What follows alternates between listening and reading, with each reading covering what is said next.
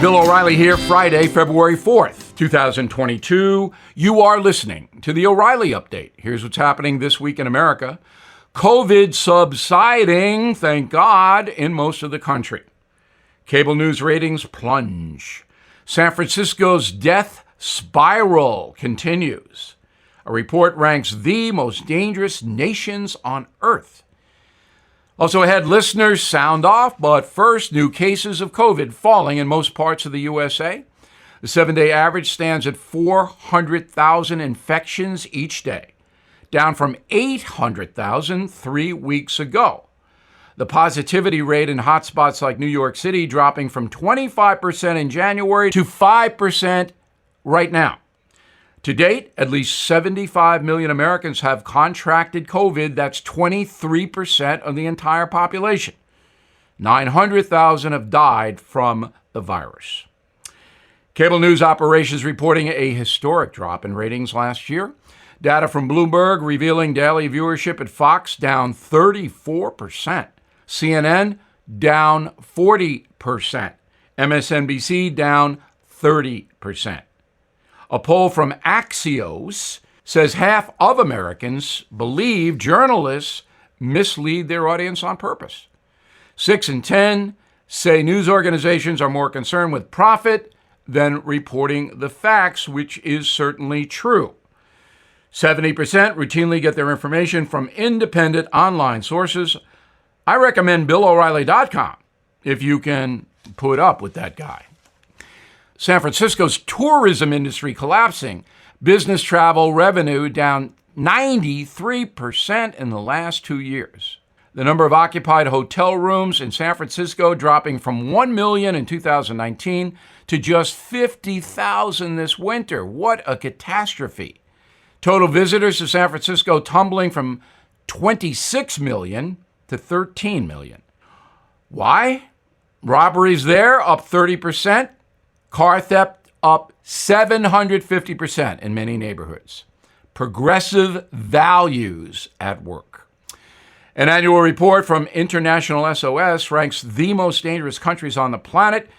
The nations are judged on violent crime, drug addiction, life expectancy, frequency of natural disasters. Worst places: Afghanistan, Somalia, Yemen, and Syria.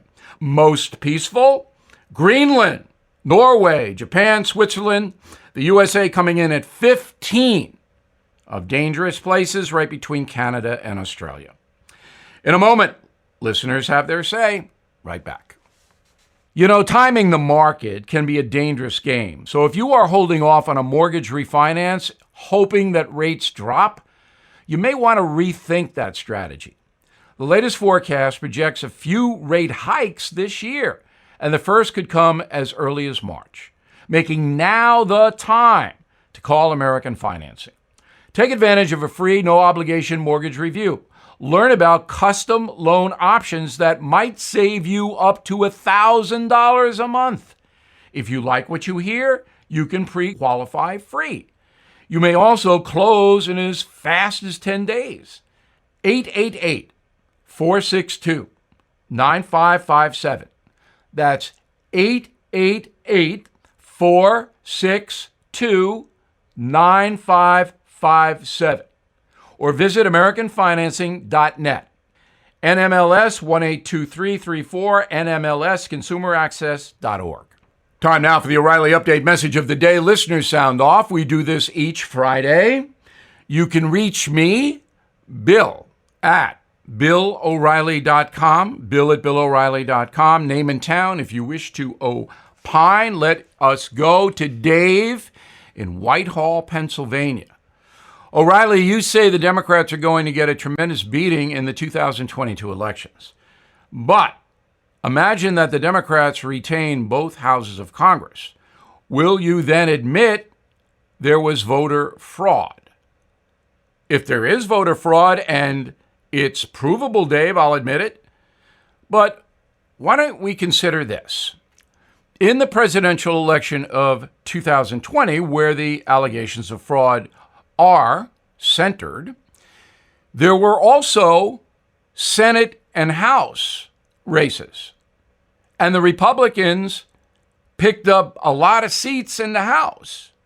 So if there was going to be voter fraud across the board, big time fraud, don't you think the Democrats would have increased their position in the House? So I'm a logical guy. I'm open to allegations of fraud, but you have to produce hard evidence, Dave. Lewis, Raleigh, North Carolina. Have you noticed the left and administration's new term? It's called gun violence. Nothing about the bad guys. That's not new, Lewis. The left, the progressives, Joe Biden, his administration, the Democratic Party, all will never admit the violent crime problem is driven by criminals, not machines like a gun. Okay? They're never going to put the blame on criminals. Why? Because the progressives believe America is an evil, bad, terrible place, and that criminals are victims. They're victims. Somehow society made them do this stuff. That is the progressive mindset. Stephen, Portland, Maine. ABC should have removed The View from the news side after Barbara Walters left the program. It was only because of her that it was part of the ABC News banner. For a while, The View was under the entertainment arm of ABC Disney. But now it's under the news arm, which is an embarrassment to the news agency because this has nothing to do with news. The View is a progressive hate fest. And the poor conservative women who worked on the show will tell you how mistreated they were. So why is ABC News allowing that? I mean, this is the biggest farce in the country. Patricia, Taos, New Mexico. Mr. O'Reilly, while you are reading the food that's bad for you, I am eating some M&Ms. Very tasty. Okay, Patricia, make sure you get your blood sugar tested. I don't want you or any other American to get into health trouble. Once in a while, M&Ms are great. Eat them every day, and you'll be sorry.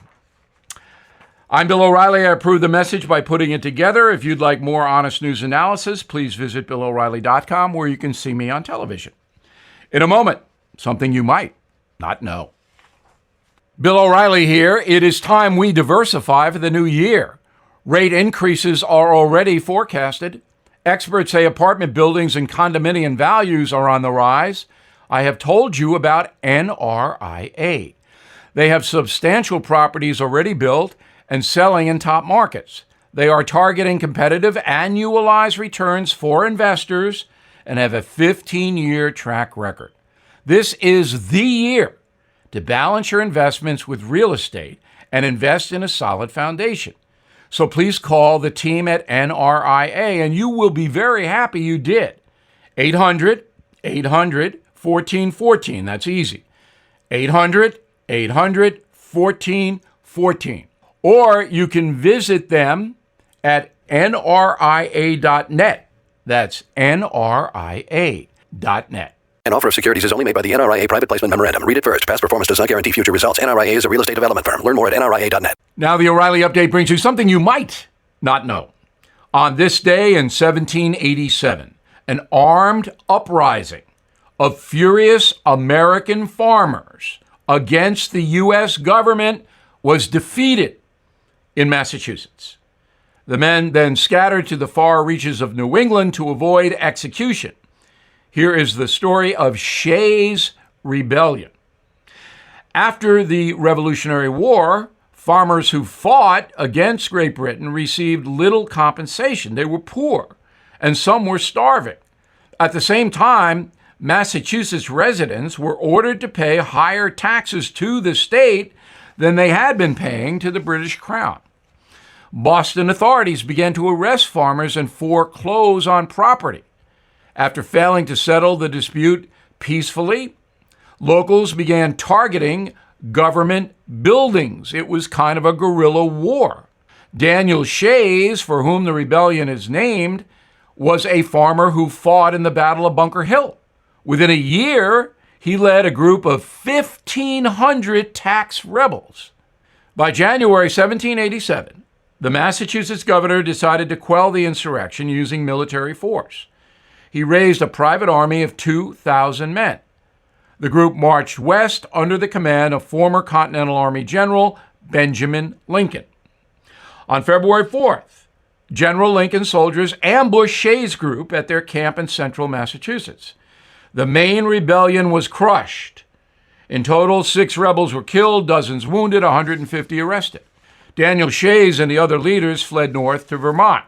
Now, the legendary Samuel Adams in Boston demanded the insurrectionists be executed, but the Massachusetts legislature eventually pardoned thousands of rebels if they paid a small fine and took an oath of loyalty to the state. Shays himself was pardoned the following year. He returned to Massachusetts, then moved to upstate New York. He died in 1825 at the age of 78. And here's something else you might not know. Shays' rebellion sparked the creation of a stronger federal government. The uprising led to the Constitutional Convention in Philadelphia later that summer. Historians believe the conflict haunted George Washington and prompted the general to end his retirement and serve as the nation's first president. Back after this. The COVID pandemic has shined a light on the biotech industry and how it can benefit our health. My go-to tech expert, Jeff Brown, angel investor and editor of Brownstone Research, tells me the biotech sector is seeing accelerated growth in therapeutic and tech development. Yet the sector is undervalued. So even with the volatility in the economy, Jeff is bullish about biotech in 2022. His newsletters at Brownstone Research will educate you on how the latest technology affects our lives and how to profit from it. It is important to have an independent expert who is accountable only to you, helping to grow your 401k and retirement savings. Get help preserving your wealth. Sign up for Jeff's newsletter today. Please go to jeffbrowntech.com. jeffbrowntech.com. jeffbrowntech.com. Thank you for listening to the O'Reilly Update. I am Bill O'Reilly. No spin, just facts, and always looking out for you.